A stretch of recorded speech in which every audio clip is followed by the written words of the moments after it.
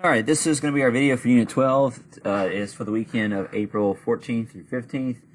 We left off a credibility gap for Vietnam. We said that the credibility gap was whenever you're seeing one thing on television for Vietnam, where there's more body bags and battles than what they're telling you, which is the other side. The other side is you're seeing the military officials, the president, Secretary of Defense, Robert McNamara, saying that we're about to win this war, it's about to be over with.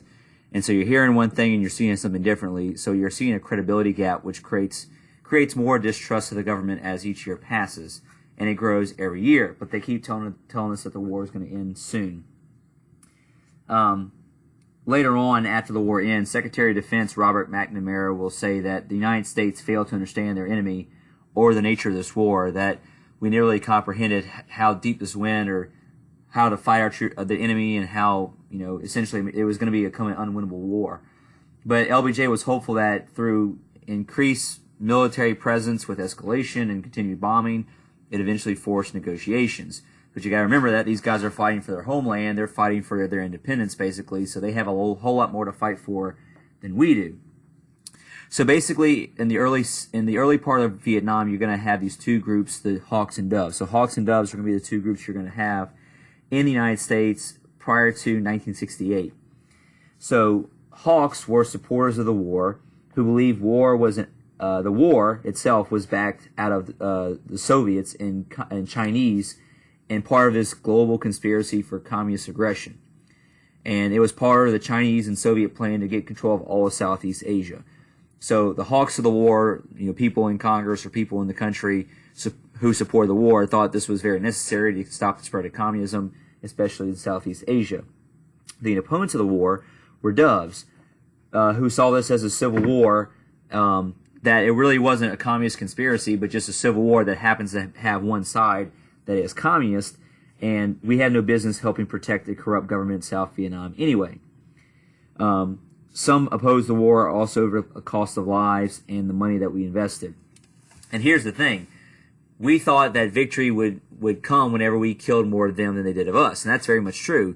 We kill way more Vietnamese in this war than they ever kill of us. In every battle, we pretty much always have the lower body count. They always have a much, much higher body count, but that never seems to actually affect them. So even though we oftentimes win these battles and create a much higher body count, it never seems to make a difference to their fighting efforts. And a lot of people thought the money that was spent in Vietnam could be better spent at home on things like the Great Society or people in poverty and so forth. College-age students were more outspoken, especially because of the draft, and after they graduated, they could still be drafted into the military. So all this creates an issue. But surprisingly, by 1967, most people still fall within the Hawks, because the people you hear the most are going to be the most radical, or a lot of times the younger people, but you got to think about the older folks, people who are 35 or older. Most of those people feel like the war is justifiable. It's basically this generation's turn. They fought in World War II or Korea. Their parents probably fought in World War I. So they just feel like this is this generation's turn to fight in a war. So most Americans up until the beginning of 68 would fit in the Hawks category, not in the Doves. But that will change with the next event, which is the Tet Offensive. So this is the only real battle you have to know for Vietnam. It's a major turning point in Vietnam itself. So this is like the Saratoga of Vietnam. It's the turning point battle. Tet, T-E-T, is the Vietnamese New Year that usually falls around the end of January. It's a lunar calendar. So anyway, part of the celebration is that a bunch of the citizens will come into towns to celebrate for New Year's. Well, anyway, we kept being told that there wouldn't be any more major offensives by the enemy, and that's what the people were told back home on television. But then there's this massive a secret offensive that takes place during the celebrations of Tet. Basically, it was a coordinated effort by the Viet Cong and the North Vietnamese Army to attack all these cities throughout South Vietnam simultaneously. So in pretty much all the major cities and all the smaller cities in Vietnam, you're going to see the South Vietnam Army and American forces surprise attacked right there at the end of January, where we lose a lot of ground initially because we don't see this coming. And so after about a month of fighting, we will eventually get all the territory back. We kill more of them than they kill of us, and we eventually get all the territory back that we lost by the end of February, early March. And so by early March, the Tet Offensive, after it ends after about a month or so, is considered a military victory for the United States because we kill more of them. We also take back all the territory we lost, as well as more than we lost. But people back home didn't see it that way. The Tet Offensive finally proved that this war was unwinnable, that we've been told for years that the war was almost won, that they couldn't launch any more major offensives, and here they are doing exactly that in February of 68. And so, as a result, back home, people begin to turn on the war. A lot of the major news networks and news anchors turn on the war as a result, because they basically don't support the government and believe that it's actually winnable at this time. People become more doves than they are hawks now. And so Tet marks that turning point because essentially now people are going to be more anti-war and want to get out of it. And the whole thing about Vietnam, too, is that, you know, LBJ does not want to take this war into North Vietnam, because if we take it into North Vietnam, that could provoke the Chinese or the Soviets. So we're only trying to maintain South Vietnam, which is very frustrating because we're basically not cutting off the source of the problem. What's also frustrating about Vietnam, too, is that the North Vietnamese are getting weapons and aid from the Chinese and the Soviets. So the whole time they're being backed with weapons and aid from the Soviets and Chinese. That doesn't mean that this war is some kind of massive conspiracy, but it does mean that these countries that are communists are helping the North Vietnamese win. So that's one very frustrating aspect of this, that we can't win because we're only trying to maintain South Vietnam and we refuse to go anywhere else, which just makes things worse. There's also something I want you to put in here before I go to LBJ withdrawals from the election that I need to talk about, and I don't have on the screen anywhere. One very frustrating thing about this war is also something called the Ho Chi Minh Trail. And Ho Chi Minh, remember, is the leader of North Vietnam. Ho Chi Minh is spelled H-O space C-H-I space M-I-N-H. Ho Chi Minh, who is the leader of North Vietnam. Well, the way that North Vietnamese government was supporting the Viet Cong was through something called the Ho Chi Minh Trail. The Ho Chi Minh Trail ran through Laos and Cambodia. So there's basically no borders between these countries. And so all these materials and weapons and supplies are being ran through Laos and Cambodia's jungles. And those governments basically do nothing to stop this from happening, or really can't. And so the Viet Cong continuously gets supplied throughout the conflict, which is why they're able to keep fighting. And not just supply, but also people will come down to reinforce them too. Which is why this war goes on and on and on. And they're also getting Soviet support too. So the Ho Chi Minh Trail was also another thorn of our side. We couldn't go attack it because the Ho Chi Minh Trail was inside Laos and Cambodia, and we just couldn't take it out. So all these are very frustrating reasons for Vietnam. Then we're going to go ahead and go to LBJ withdrawing from the election in '68. So after Tet, the Joint Chiefs of Staff, the military leaders, called for 200,000 more soldiers to go fight after Tet, but many experienced diplomats advised against further escalation. So basically, after Tet, that's going to mark the end of escalation. Even though military advisors would rather see us keep increasing soldiers there, LBJ and most of the advisors realize that this is not just going to work out. Now we need to try to not achieve a victory, and that's kind of the shift in the war too. No longer are we trying to achieve victory, but a peace and withdrawal. That's kind of where we are for the remainder of Vietnam, is how to get out this war and look incredible in obtaining a peace. Also, in early '68, it's the primaries for re-election. LBJ does begin the re-election process by running for primaries, but there's a challenger from his own party named Eugene McCarthy, who's a senator. Eugene McCarthy is no way related to Joseph McCarthy, but Eugene McCarthy ran as an anti-war Democrat and actually had a very strong showing against LBJ in one of the first primaries in New Hampshire. This is in January of '68. And so after that, it provokes other Democrats to basically run against LBJ as well. And so you're going to see guys like Robert Kennedy join the fold. And so when it becomes obvious by January and February that LBJ is going to have a hard time securing his own party's nomination, let alone winning, he decides not to run. So he makes a fairly famous speech to the public on March 31st, 1968, where he goes on TV and says that he's going to basically stop the bombing of North Vietnam and try to push for negotiation for peace.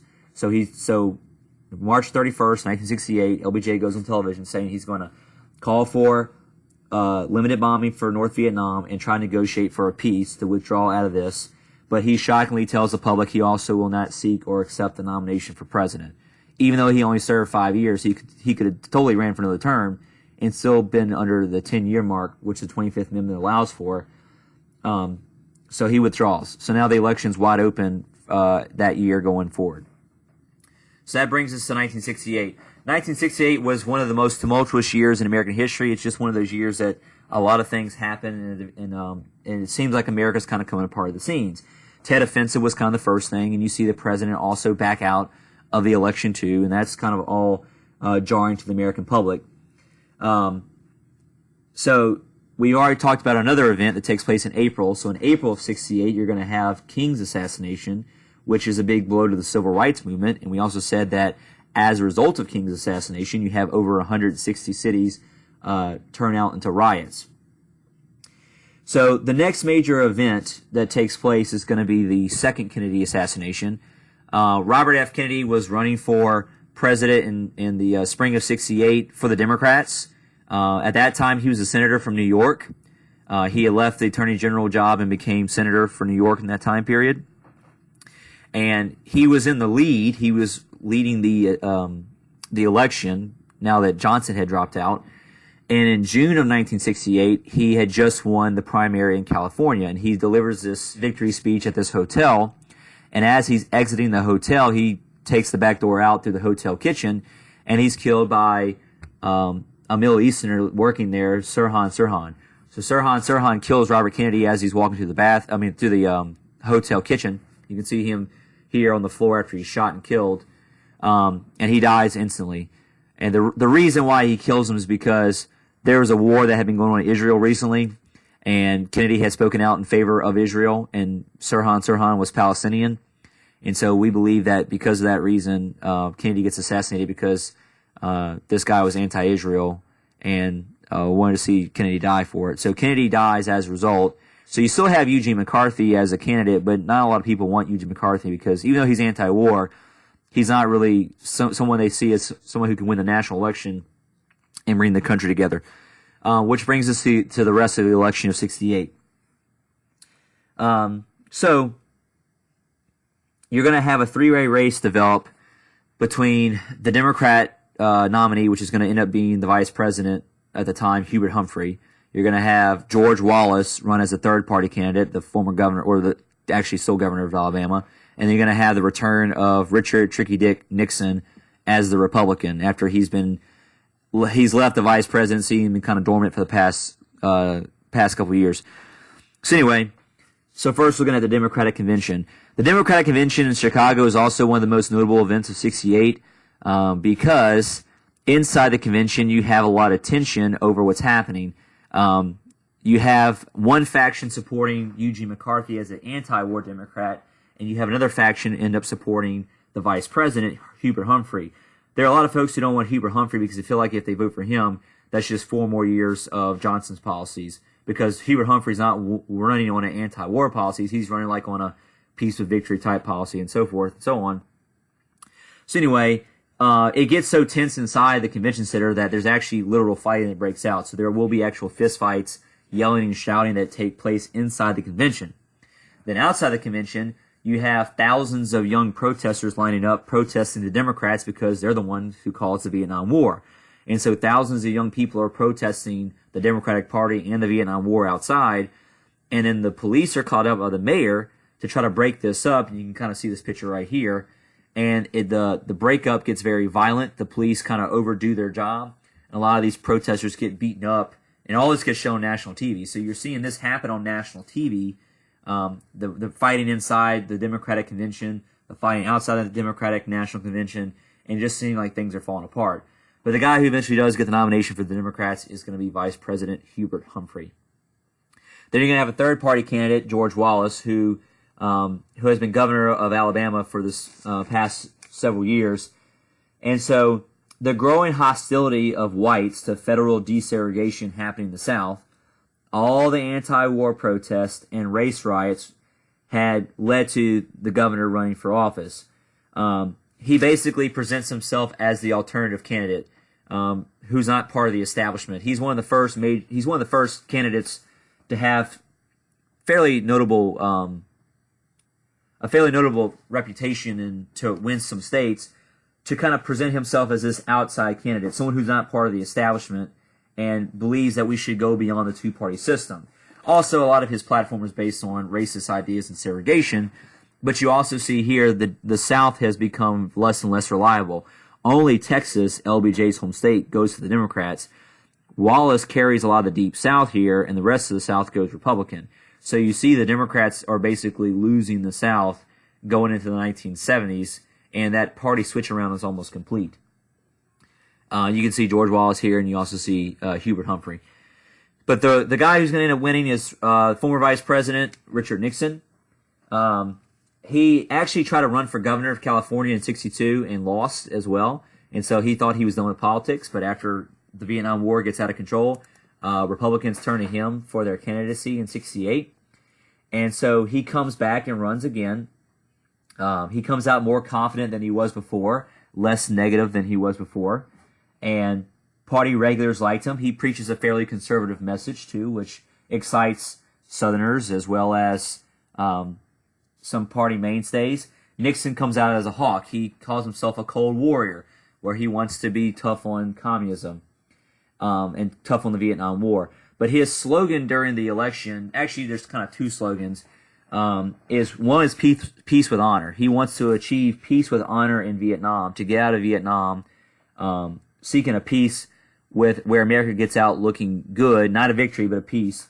But the one that really drives home is law and order. He runs on this law and order campaign because you have all these Americans in the United States who are tired of all the fighting. In that year, in addition to all these assassinations and the Democratic Convention and Tet Offensive, you also are seeing thousands upon thousands of college kids protesting the Vietnam War. There's still racial riots going on this year.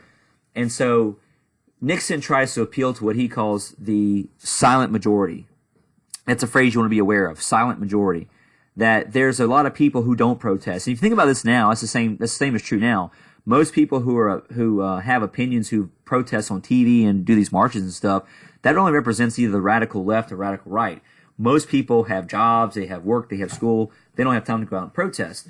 So Nixon tries to appeal to what he calls that silent majority, those middle class people in the country who don't speak their minds all the time, but are hard workers, who like to see the country kind of come back together.